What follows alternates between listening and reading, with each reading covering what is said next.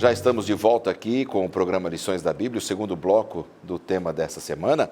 E a gente começa oferecendo para você a oportunidade de estudar a Bíblia com a Novo Tempo, através do novo curso bíblico que estamos oferecendo aqui em toda essa temporada, que é o curso bíblico Paulo, Mensageiro da Cruz.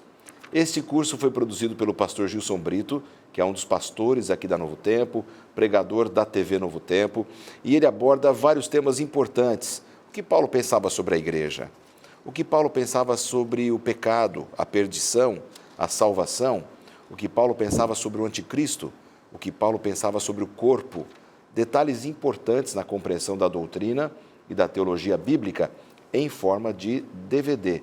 Não apenas, não em formato de revista, mas no formato de DVD. Você pode receber de graça em sua casa, basta você solicitar pelo telefone, código de área 12 21 27 31 21, e nós vamos enviar para você com muita alegria. Ligue sempre em horário comercial, que é o horário que nós estamos sempre dispostos a atender aqui a todos vocês.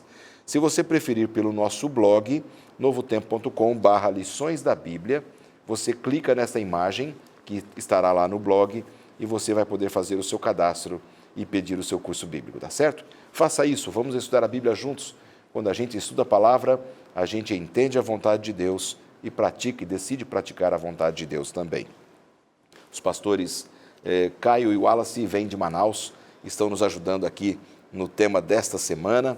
E aí ficamos aqui de terminar essa parte do porquê Paulo cedeu ao conselho dos judeus para se parecer judeus. Eu acabei te cortando, eu te devolvo a palavra, pastor Wallace, para você completar o seu raciocínio. Pastor Laerte Lanza, eu ia mencionar que havia acontecido um conselho em Jerusalém, Atos 15 fala sobre isso, e algumas determinações foram estabelecidas ali. E nós estudamos aqui nessa temporada exatamente, um tema só sobre o concílio de Jerusalém. Do que aconteceu ali. E Paulo, então, ele não foi sensível às orientações que haviam sido colocadas. Então veja que o problema começa por aí, né, porque ele deixou de atender aquilo que havia sido uma orientação da igreja geral. Porque deu uma conotação que aquele rito de purificação era uma coisa cerimonial dos judeus, era importante no âmbito da salvação, aí complicou, né? Tem um ponto também, que é o seguinte, eu mencionei que Paulo, no bloco passado, que Paulo talvez estivesse pensando em se fazer de judeu para os judeus. Aí entra uma questão, que é a contextualização. Então, nós sabemos que o evangelho ele precisa ser contextualizado, não, digamos assim, não mudado, mas colocado numa linguagem, de uma maneira que as pessoas entendam. É óbvio que uma pessoa do século XXI, ela pensa diferente, ela entende diferente as coisas do que uma pessoa de 2 séculos atrás. Agora, veja, Paulo, digamos que ele quisesse se contextualizar. A pergunta é até que ponto vai a contextualização, né? Então, por mais que ele quisesse parecer judeu para alcançar os judeus, aqui era uma questão quase de princípio, porque ele estava com esse ato dando margem para que eles entendessem que existia 2 evangelhos, um evangelho para judeu e um evangelho para gentil. E isso não é verdade, existe um só evangelho, que é a salvação pela graça através da fé. Essa dualidade não podia existir de jeito nenhum, né? Na compreensão da salvação, que Paulo acabou deixando ali, escapar ali a marcha no momento crucial. Mas a gente sabe que todas as pessoas são seres humanos e como seres humanos podemos errar. Ele até chegou a essa conclusão com certeza. Agora, dentro disso virou um tumulto lá, virou realmente uma confusão, as acusações aumentaram, os líderes foram para cima de Paulo. O que a gente pode entender aqui desse ponto, pastor, que o nosso manual de estudos traz sobre o tumulto que houve no templo naquele momento em que Paulo estava? Paulo precisava submeter a um ritual de purificação, até porque havia estado em terras gentílicas, mesmo sendo um judeu, ele precisava. E é interessante que, antes dele se apresentar aos sacerdotes, começou ali uma espécie de fofocas, vamos dizer assim, fake news, né, como hoje tem se popularizado aí na mídia, porque ele estava acompanhado de um cristão gentio lá de Éfeso, chamado Trófimo, e aos estrangeiros não era permitido adentrar nem no pátio ali, no templo ali. Haviam placas, não é mesmo, que lembravam a eles que seriam responsáveis pela sua própria morte se eles invadissem aquele território ali. E como Paulo estava acompanhado deste homem na cidade, mas ele, de fato, nunca o levou ao templo, porque ele conhecia bem e ele não queria desrespeitar. Paulo conhecia as regras. Conhecia, ele era instruído na lei. era um fariseu, né? Então veja bem que ele foi vítima de uma conspiração, que começaram a falar que ele havia introduzido este amigo gentílico, que não da fé judeu ou judaica, dentro do templo. E isso causou um tumulto, uma revolta muito grande, e foram rumores falsos. E aqui a gente pode trazer uma lição, né, para nós hoje aqui. A gente não deveria nem ouvir esses rumores, muito menos retransmitir. Então a gente hoje olha, por exemplo, na internet, no Instagram, no Facebook, né? Quantas vezes algumas notícias falsas são ali colocadas, desacreditando. Isso é um pecado, claro, condenado na lei de Deus, e Paulo enfrentou dificuldades muito grandes e alguém correu risco até de vida em função disso daí. A gente tem que aprender a investigar as informações, quer seja no âmbito espiritual, religioso, bíblico, quer seja no nosso dia a dia, para não mancharmos a reputação de ninguém, não mancharmos moralmente uma pessoa. E Paulo foi realmente vítima de uma emboscada, né? Está claro aí. Agora, é muito comum, pensando nos nossos dias, né, que às vezes a gente sabe que a notícia é falsa. Eu já vi isso acontecendo nas redes sociais, a pessoa sabe que a notícia é falsa, mas ela compartilha aquela notícia com um comentário. Isso não é verdade, mas acaba propagando. E pouca gente, às vezes, lê o comentário e acaba lendo a notícia falsa. Esses dias eu recebi uma assim... acho que não é verdade, mas é interessante.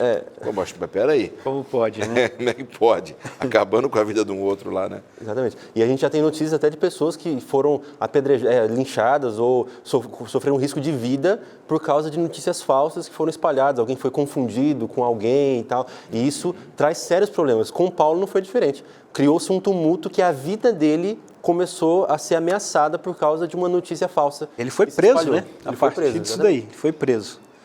Então aí pagou um preço muito alto, né? E aí vem esse ponto, né? Diante da multidão ali, e nós encontramos em Atos 21, versos 37 a 40, conta o que aconteceu em seguida.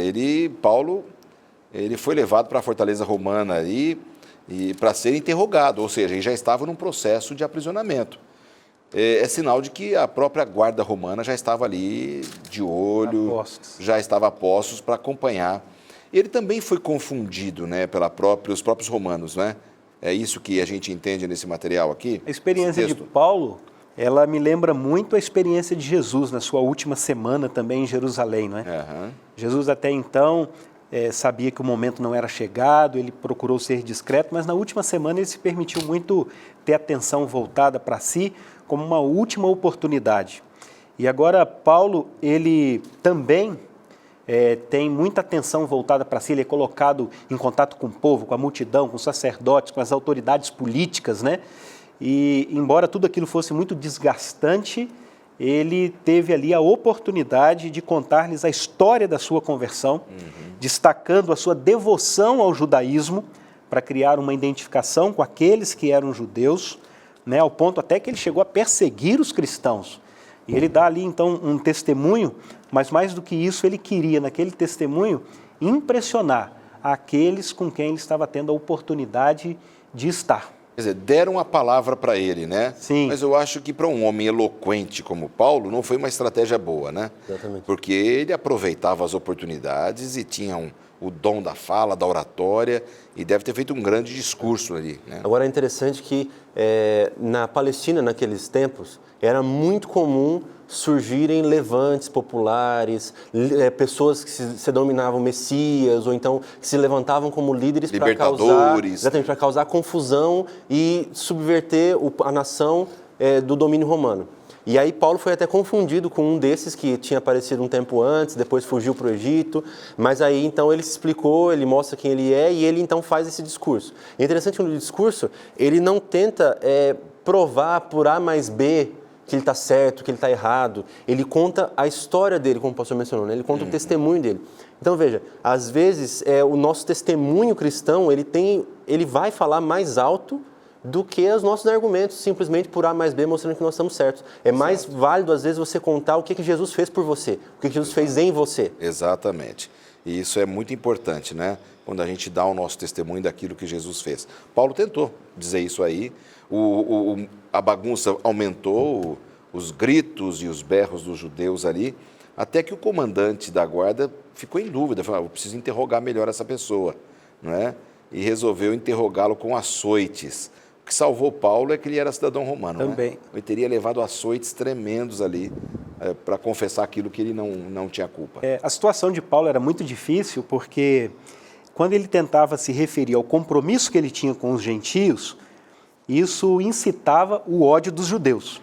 E quando ele tentava se identificar de alguma maneira com os judeus, ele comprometia a sua mensagem aos gentílicos, né? Então era uma situação muito complicada que ele se encontrava. Agora, tinha um ponto ali, porque veja, para um judeu tradicional, ortodoxo, o gentio era uma pessoa separada do mundo que não merecia nenhum tipo de salvação, nenhum tipo de oportunidade espiritual. E aí, quando Paulo termina o seu discurso, o seu testemunho, dizendo que Deus aparece para ele e diz assim, olha, eu vou te enviar aos gentios, eles se sentiram completamente assim, como se fossem traídos, né? Como assim aos gentios? Como assim os gentios têm uma oportunidade de salvação?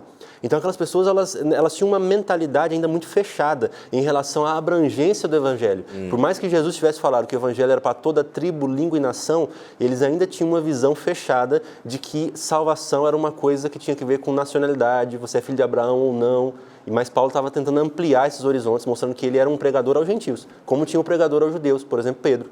Foi um deles. Exatamente.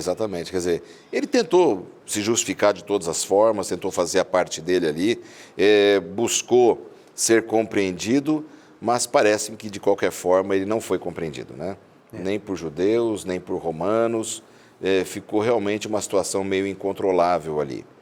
É claro, pastor Wallace, que a gente pode entender aqui que numa confusão religiosa dessa, social, né? Satanás estava por detrás de tudo, né? Assim como esteve na vida de Jesus por detrás de todas as angústias, os sofrimentos que ele passou, né? Satanás tinha o plano de destruir Paulo também. Não tenhamos dúvida de que ele usa de todas as instrumentalidades possíveis para ele causar embaraço, dificuldade e oposição à obra de Deus. Ele sempre fez isso e ele sempre fará, né?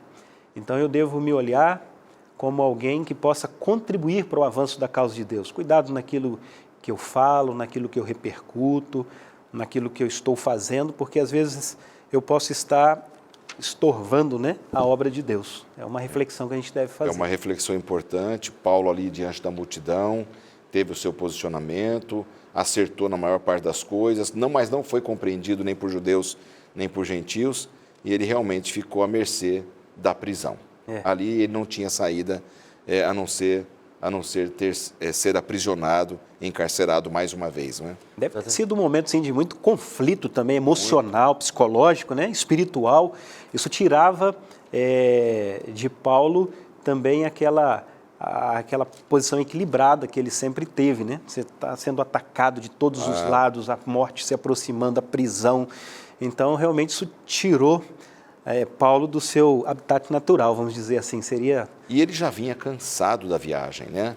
Quem sabe já com uma sobrecarga física, estresse do trabalho, e ainda enfrentar esse momento por livre e espontânea vontade, porque se ele fosse aceitar o conselho de Ágabo lá, o tal do profeta, ele teria ficado, ele não teria ido para Jerusalém, né? A consciência dele não permitiu, né, que ele fugisse dessa responsabilidade. Era um homem muito firme, né? Acho que tem uma coisa interessante sobre a vida de um homem de Deus, a vida de um profeta, por exemplo, né?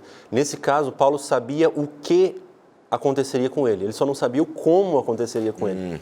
Mas sem entender o como, ele se entregou, ele sabia que Deus tinha planos ali, Deus poderia usar até aquela situação ruim, desanimadora, para um propósito positivo. Então acabou que Paulo deu testemunho ali, ele foi depois, continuou dando testemunho para as autoridades romanas, para o Sinédrio, porque Deus ele tem essa habilidade de às vezes usar situações complicadas como ao nosso favor depois. Claro. Deus tem essa capacidade de mexer as coisas e modificar as situações. Exatamente, quer dizer, Deus ele permite que essas situações aconteçam, né?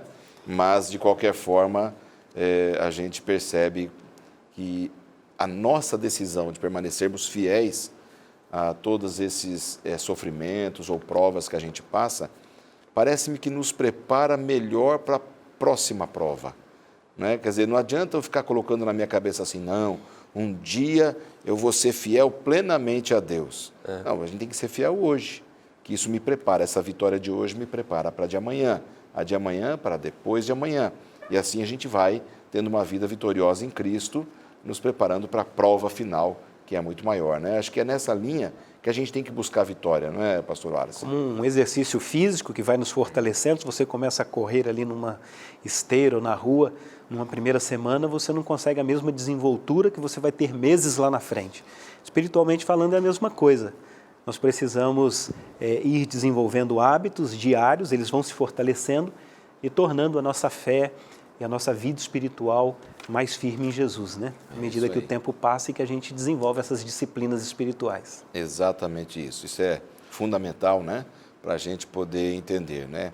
O exercício do cristianismo, ele é uma luta diária, é uma negação do eu, é um aprimoramento no caminho do Senhor Jesus. Acho que Paulo fez isso muito bem, com muita classe, com muita capacidade, diante daquela multidão que ouvia os seus argumentos no seu discurso, estava ouvindo ali toda aquela questão.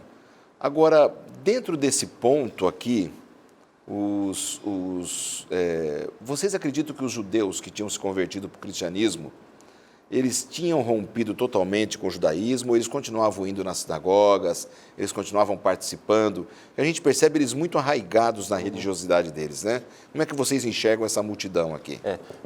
Nós temos, pelos historiadores, por relatos daquela época, ou próximo daquela época, que demorou décadas para que a igreja cristã tivesse uma identidade, digamos assim, dissociada do judaísmo. Então era muito comum para aqueles cristãos judeus eles manterem várias práticas e princípios do judaísmo. Como eu até mencionei antes, não significa que esses princípios eram ruins, pelo contrário, foram princípios dados por Deus. Claro. E com o passar do tempo e a maturidade cristã foi chegando, eles então começaram a perceber e uma nova identidade, agora puramente cristã, começou a ser desenvolvida. Exato, lógico, era muito novo o cristianismo, precisava de muita coisa ainda para poder se estruturar melhor, né? Tempo, pelo menos, né? Para poder conseguir fazer uma melhor estrutura. É isso, minha gente. Vamos para mais um intervalo? Não saia daí, nós voltamos já já para o terceiro e último bloco do programa dessa semana.